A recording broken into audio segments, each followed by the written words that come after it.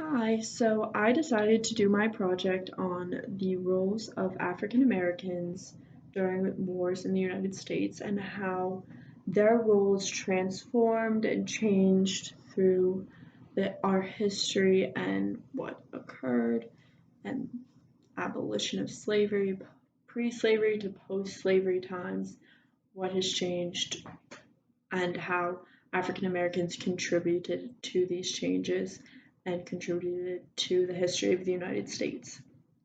So I started out with the Revolutionary War, then my research moved towards the Civil War, then I researched World War I and World War II.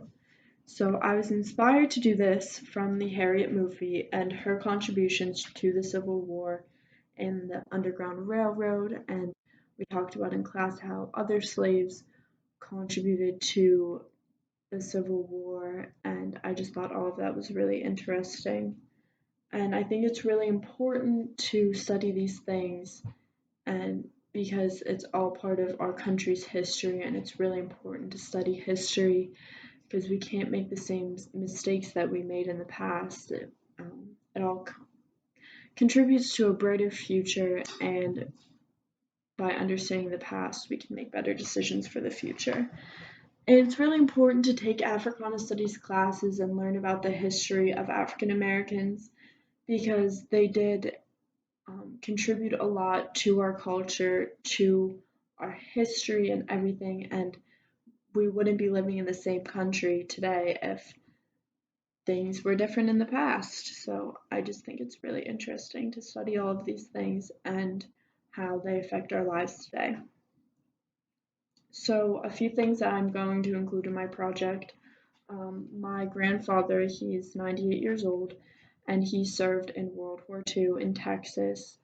And I plan on including a video of interviewing him about his time during World War II and interactions with other African American soldiers and how they were treated differently than him and other white soldiers as like from their superiors and from like local townspeople because especially in the South, segregation was still a thing during that time, and a lot of like restaurants and things like that did not allow African Americans to eat in them. So I'm going to interview him and get a first-hand account of what he saw and what he experienced. So some other things that I found super interesting in my research, starting with the American Revolution. So obviously, during this time, slavery is still a thing, and right after slavery really starts a big boom in the South. The cotton gin is invented in 1793, and Three-Fifths Compromise. Importation does end up becoming abolished in 1808. But right now, during that time period, slavery is really booming. So the American Revolution lasted from 1775 to 1783, and during the beginning, there were over 500,000 African Americans living in the 13 colonies, and most of which were enslaved. There was laws passed that did not allow black men to enter the army, to serve in the army, but by the end of the war, about 5,000 to 8,000 blacks ended up serving in exchange for their freedom, most of which did not receive their freedom. Some did, but most Southern slaves that fought did not end up going right back into slavery. Um, there were most of the slaves that did fight in the Revolutionary War were like cooks, wagoners, did a lot of labor type jobs rather than serving on the front lines. However, there were a few all black units commanded, of course, by white officers.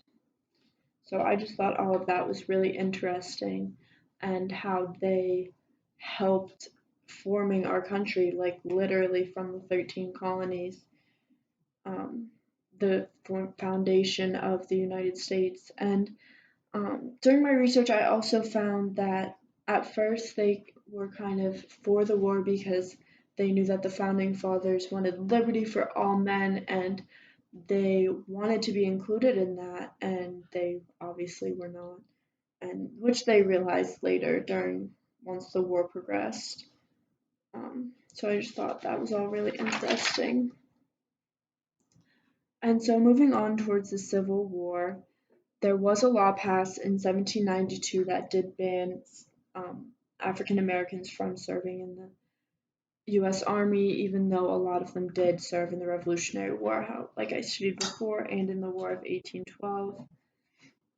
Um, a few notable names during this time was that we talked about was obviously Harriet Tubman.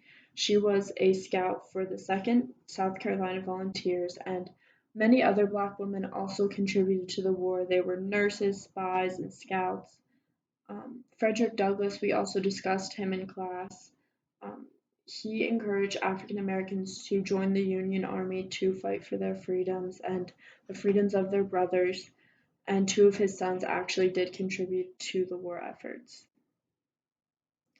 So, another few things that I found intriguing about this war was that obviously a lot of the black soldiers faced discrimination, especially the prisoners of war that were taken into the South. They were treated much worse than the white prisoners of war were treated. And at first, whites were paid $13 a month, white soldiers, and African American soldiers were only paid $7 a month until equal pay passed in 1864. Another figure that I found really interesting from this time period was President Lincoln. He did try to advocate a lot for emancipation, even though he was wrong in some aspects. Um, he issued General Order 233, which threatened reprisal of Confederate prisoners of war for any mistreatment of black troops. So that was another good thing he did for slaves and to contribute to the end of the war. So moving on to World War One. World War One lasted from 1914 to 1918. During this time, there's a lot of segregation. A few notable names that we talked about: W.E.B. Du Bois, Marcus Garvey was around during this time. And so during World War One, this was the first draft where all male citizens who were 21 to 31 had to register to be put into the draft. There was a lot of African American volunteers because they kind of saw the war as an opportunity to win the respect of their white counterparts and to prove to them that they loved America, that they were here for America, and to gain their respect through combat, um, through everything like that. So, obviously, a few things that I found interesting were um, African Americans only made up 10% of the entire population, but supplied 13% of the inductees into the Army. And there were each training camp they had to decide for itself the manner of integration, um, if they wanted to be segregated or not, and a lot of them were segregated, but even in more progressive camps, black soldiers were treated badly. Sometimes they were given old Civil War uniforms, they weren't given proper clothing, or forced to sleep outside in tents while the white soldiers slept in the warm barracks. So, obviously, a lot of discrimination during this time still, even though they were allowed to enlist into the army. So moving on to World War II. So World War II lasted from 1939 to 1945. And in 1941, less than 4,000 African Americans served in the military, and only 12 became officers. While at the end of the war, by the end of the war in 1945, 1.2 million African Americans were serving in the army. And at the beginning, most of them were assigned to non-combat units, but there were a lot of segregated all black units, and integrated black and white units. And the full integration of the Army didn't occur until 1848 when President Truman, no, 1948, when President Truman issued an executive order to desegregate the military. So for this part, I do plan on interviewing my grandfather, and some questions I had for him were like, is how did you see examples of racism by your leaders and by peers, and how were African Americans treated differently than other soldiers by local towns, by peers, leaders, things like that.